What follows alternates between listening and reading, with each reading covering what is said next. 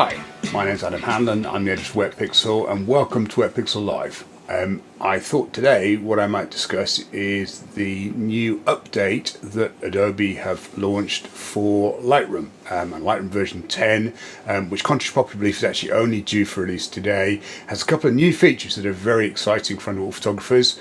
As I say, please, if you've seen some news out there saying that you can update it yesterday, which was the 19th, that's incorrect. It's only actually going to be available from today, which is the 20th.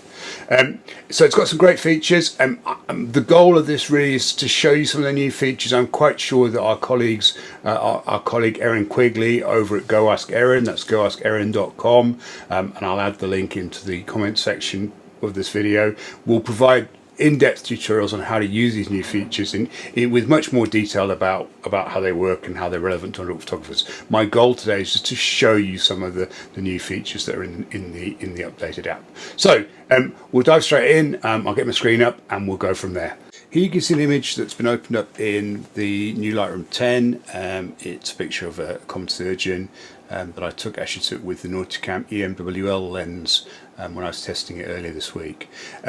And obviously I've opened up in the develop module of Lightroom, and you'll notice in the panes here I've got a series of panes, and there's a new pane called color grading, which has replaced the previous page. I think it was called split toning. And if I click on that, those of you who are familiar with video editing will see some color wheels. This is something that's familiar with people grading colors in video, and obviously Adobe has chosen to introduce this into Lightroom as well. And we have three color wheels. The top one is the midtones, then we have shadows, and we have highlights.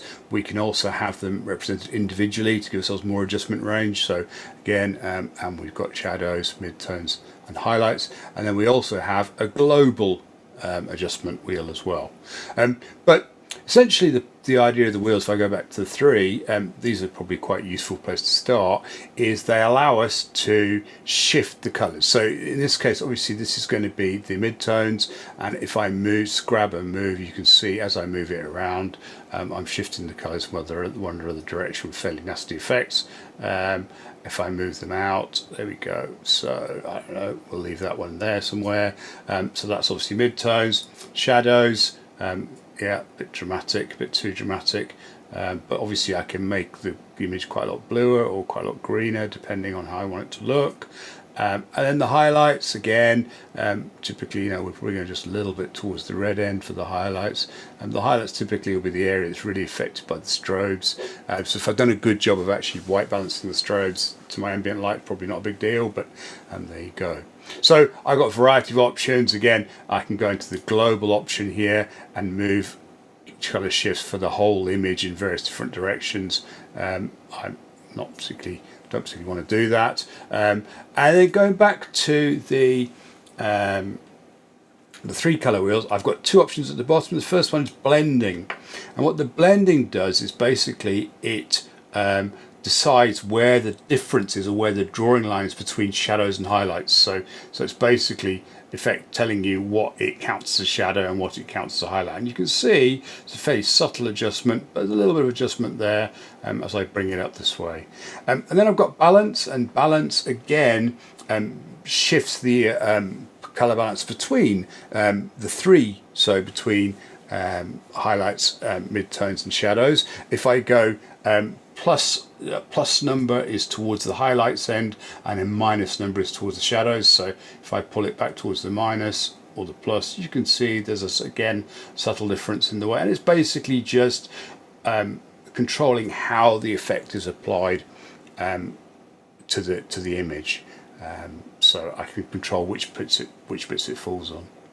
A couple of other little things we can do about it. If I go back to the color wheels for a minute, I'll just pick one at random. So let's go with shadows actually. So if I hold down the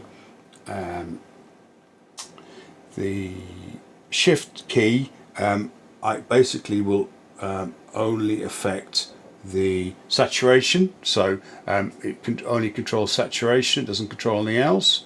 And if I hold down the command key, it just affects the hue nothing else. So again, I can just control the hue, and I'm not going to control anything else. So so I have the option again of isolating individual controls. Just to say that again, Shift controls saturation, Command controls hue. So a couple of other little things that they've done in this update as well, which are less obvious, obviously not new toys to play with, is if you have GPU acceleration enabled within your computer settings, within the preferences, if you have a computer that's compatible with it, you'll find improved performance with brushes and gradients, and I think that includes the spot brush. Maybe we should try it quickly here. Obviously the spot brush, and let's see how we go. These are quite big spot brushes. Let's go a bit smaller, get rid of some of these spots here, get rid of a little bit of backscatter. That seems pretty nimble to me. I've got a fairly powerful computer, so obviously that will help, but there we go. So yeah, it's not, certainly there's no sign of that stalling. It seems pretty, and I have got GPU acceleration enabled. There's also apparently the flow through the various grid options, for example, within the library module is quicker now as well. So basically there's various under the hood improvements, and of course there's increased compatibility with new lenses and new cameras.